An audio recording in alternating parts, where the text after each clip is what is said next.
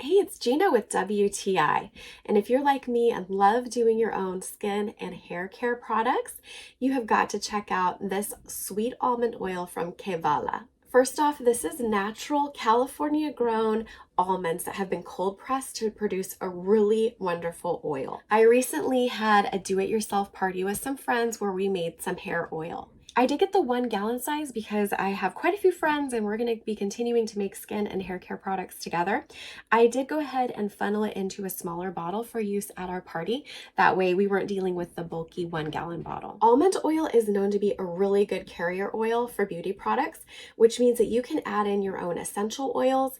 It helps it to absorb into your skin and hair and carry that essential oil with it. This almond oil has a really neutral scent to it, so it's the perfect base for adding in essential oils.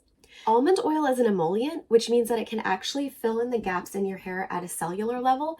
So it helps it to feel smoother and it gives it a soft texture and shine. It'll help to tame flyaways and fill in split ends. So it's really a win-win when using it on hair. I'm so happy that I found this sweet almond oil from Kevala. I really appreciate that the almonds are grown in California and that they're naturally refined. So it gives me a really high quality product. And that's my point of view.